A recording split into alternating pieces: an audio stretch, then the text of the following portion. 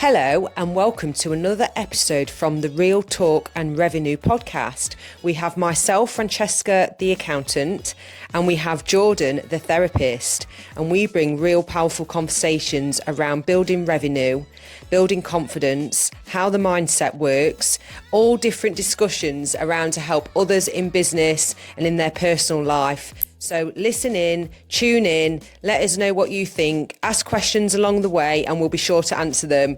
Enjoy. Yeah, episode 98, we're going to talk about women and money. Oh, yes. Because the last one, we were talking a little bit about, I think I listened to a podcast the other day about the banks and women couldn't sign off their own banking or something like. There's so much wild stuff, isn't there? If you look into it, Just financial independence is a recent thing, isn't it, for women? Yeah, it is. And do you know what I've noticed? Not many can still openly talk about wanting to earn more as such or take over that role. Yeah, 100%. As the male role. Yeah, and I think women are still like underpaid in comparison to male counterparts. Like that's still happening as well. Yeah. Even though they're in the same role. Oh, that's so interesting, isn't it? It's just fucking offensive, isn't it, really? And that is that because employers see them as like having more time off with kids, or I don't know, but getting away with it because women don't dare speak up? Well, whatever it is, it's like undervaluing women in the workplace, isn't it? And obviously that's not in every workplace, but the stats still suggest that like women are not paid the same as male counterparts in like the same role. Mm-hmm. I actually had a client where that was happening, and she addressed it like multiple times, like, and they still didn't do and anything. They still didn't uplift her salary, like despite the fact that her male counterpart was earning significantly more than her for doing exactly the same job. And obviously she was trying much harder and putting, more effort in, getting better outcomes, and yet still being underpaid in comparison. Yes. I was going to say, because many will moan. I supported her to leave. Yeah, and she got a better job? Well, she's set up her own business. Oh, she needs an accountant. Let you know. That's brilliant. Yeah. Isn't it? Yeah. Yeah. And I think that's it, like, people do, like, you get sick of it after a while, like, it's toxic. Not many people are going to take that forward to, like, employment tribunal because, again, women are often put off doing that because they don't want to be seen as, like, making a fuss or this or that.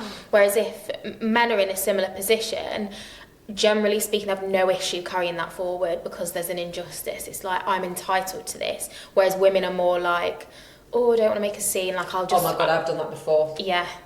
And I got pushed and encouraged to push something forward when I was in my early 20s working in an office environment. Yeah. And I wasn't going to do anything about it. And they said, you need to do this, you need to do that. And I was all overwhelmed. Went to, is it not ACAS? Yeah. ACAS and all that support at the time. And I ended up getting paid in the end of what I was owed, obviously. Yeah. But even I said to Steve not so long ago, I wish I hadn't done it because of the way it made me feel. Interesting. Even now I regret it. Because again, like, we're conditioned into like that good girl, like, just keep your head down, don't make a fuss, like, looks bad on you, but it doesn't look bad on you. If there's an employer that owed you money, you have a right to that money. So it's true, I agree with that. And that's another thing where it's like, show up your voice, but you've got to remember, if it's ruining your own energy and stressing you out to the max, this is often what you do have to weigh up, because and it's in any stressful situation, like, going through like formal or legal proceedings. Sometimes people don't want to do that because of their own, like, I don't want to put myself through that, even though I know what's right and what's wrong. I had another client recently, actually. She was pushing to be made redundant, and she negotiated a really good exit package because she wasn't scared to be like, she like mentioned a couple of things and about getting a solicitor involved, and she ended up with a lot more than what she'd hoped for because she pushed forward the real truth. Yeah, and she just dropped it. There were quite a few things that they hadn't done right, and they were on like quite just like sticky ground. So, you know, she just sort of highlighted those things and, you know, kind of backed him into a corner, I suppose. But again, her rights, like that's all she was using, like her actual rights that had been like violated and that she had sort of overlooked for a time, if you like. Yeah, so interesting, isn't it? And then, yeah, she exited with like a really good package and was like... It does pay to like push forward.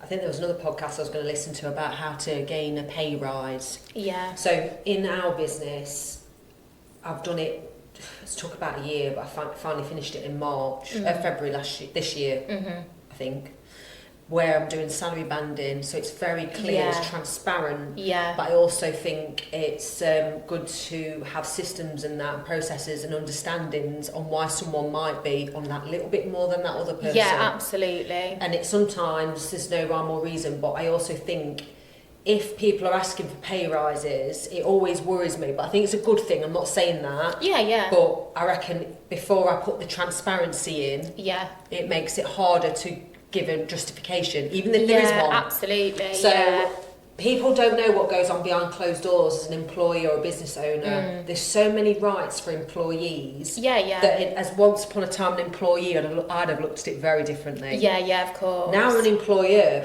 Some people, and I'm not talking about anybody in my team as such. I speak to a lot of business owners with team members. With a massive company that employees expect. Stuff, and it's really hard to find that balance. It is hard to find a balance because as well, like there is a balance, isn't there, between like somebody that's being paid their, you know, fair salary, but like just wants more, but actually you're like, you're only just doing what I need you to do. You're doing the kind of bare minimum. There's no way like I can justify a pay rise. Whereas if you've got somebody that's like gunning for it and they're always like, you know, asking what else they can do, or like, oh, I'm interested in this, I'd like to help you on that. Like, you can see it, can't you? And it's like, and it's not somebody that's just self-sacrificing, but it's somebody that's like got a bit of passion, a bit of interest, and you know, wants to progress. And that's okay because it isn't everybody. It's not everyone, and that's fine. But you've got to be realistic with like what you're asking for, and is it justified? Like actually, if you turn up and doing the bare minimum, then often you just got to be like, yeah, I'm earning this salary. Like I'm not going above and beyond. Like that's fine for me. Not asking for anything more. But it's an interesting landscape, isn't it? It really is, because a lot of people are all mouth and no frigging action. Yeah, and also you do get like, it's like anything. Like I've heard a couple of my friends like, we're millennials, aren't we? And then you've got like what? Are you still millennial? I'm a millennial, it's a broad age range. It is, isn't it, really? Let's be honest. So we're millennials, and then you've got like, what's above us? Is it like Gen X and Boomers? And then we've got Gen Z or Z, like after us. And then, I don't know, I like googled what Hallie is because she was obviously born in 2024 and she's like Generation Alpha or something. Oh yeah. That's. But anyway, there's obviously a few, but it makes me laugh because like as millennials in the workplace, like we'll often moan about certain things. Like we often, this is way overgeneralising, so don't come at me, but like millennials are often known for like trying really hard, like striving for perfectionism as a rule, like wanting to prove ourselves, like wanting to do better, excel, etc.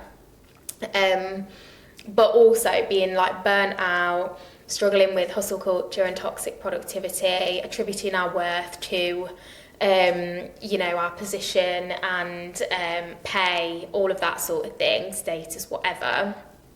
And obviously this isn't exclusive to millennials, I know this. And then I've got some friends now that still work in corporate. And you get people like Gen X and Boomers would with us, like say certain things about our work ethic, our expectations. Oh, they all do this, you're lazy, you all do that. And then a few of my friends saying the same thing about Gen Z. Yeah. And they're like, oh my God, Gen Z, like they're such snowflakes, like they're work shy, they're so entitled, like this and that. One of my friends said that they were in a meeting with this girl that was like so entitled, and she was there swinging on a chair, like sipping her Starbucks, like not really listening. And she had a Stanley Cup. Oh, but really? Do you know what I mean? And it's funny, and obviously like side questing massive here, but it's funny, like the stereotypes that different generations of like employees and entrepreneurs get labelled with, and like the expectations of different generations as well can be different. And I think, you know, it is really difficult because, you know, I know a lot of my like millennial colleagues and friends, like we are really trying to like put hustle culture down, and you've been talking about this as well, and it can be a real struggle and you get stuck in this cycle of burnout, and I've been there myself, and it's like, but then we have fears if we stop and we swing the other way, it's like we're lazy, I'm never going to get anything done, like I'm not aspirational enough, and it's like it's not this or that, but there is a, you know, a tightrope that you have to walk, isn't there? Because actually if you've got a goal, if you want a promotion, you can't sit still forever. No, I would say. Yeah, but there's a balance, isn't there? Of like you do have to factor in like rest and filling up your cup to like bring your best self to the table. And I think we forget that. Like I've been in a position where I'm like working all hours and I'm working into the evening, or I'm doing weekend bits, whether that be like client work because I want the money, and I'm trying to like build something, or whether it be, you know, squeezing in like project bits, or like doing a bit of marketing, or this or that.